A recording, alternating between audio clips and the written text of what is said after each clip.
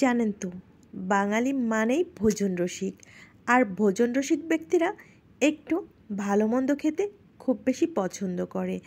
আর বাইরে যদি দু এক ফোঁটা বৃষ্টির শব্দ পায় তাহলে তো তাদের কথাই নাই, খিচুড়ি মাস্ট বি চাই।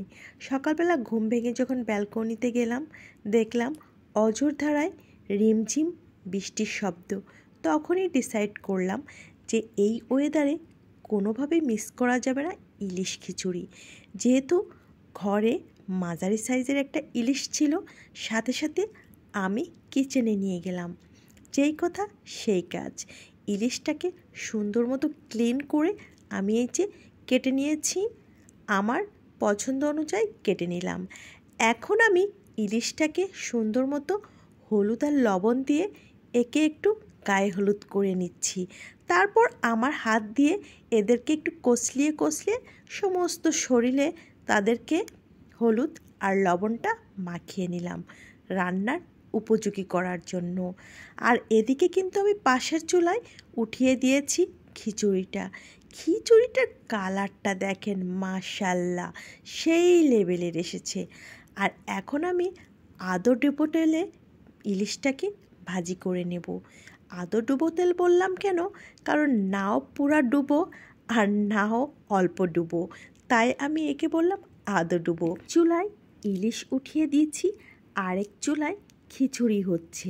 ব্যাপারটা ভাবতে কিন্তু অনেক বেশি লোভ লাগছিল, কারণ বাইরে রিমঝিম বৃষ্টি আর এদিকে আমার চুলার উপরে খিচুড়ি তকবগানো শব্দ। লোভ কি আর না লেগে থাকতে পারে বলেন? বাঙালি বলে কথা, এদের তো আবার খিচুড়ি ইলিশ ভর্তা হলে আর কোনোটার প্রয়োজন হয় না। দেখুন না কি সুন্দর করে শব্দ করে ইলিশগুলো চুলোর উপরে হচ্ছে। তারপরে চলে গেলাম কিছু মরিচ নিয়ে ভাজাভাজির কাজটা শুরু করে দিলাম। ইলিশ খাবো আবার খিচুড়ি, সাথে কি শুকনা মরিচ না হলে হয়? একটু মাওয়া ঘাটের ভাব আনতে হবে না? তা কেমন হলো দেখেন তো ইলিশের সাথে এই শুকনা মরিচ টালাটা। আমার কিন্তু একেবারে অনেক বেশি লোভ লেগে গেছে।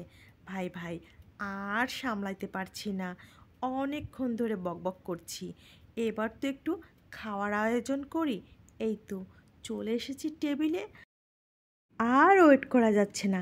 খাবার যেহেতু টেবিলে চলে এসেছে, সেহেতু আর কিসের দেরি, শুরু করে দিচ্ছি খাবার।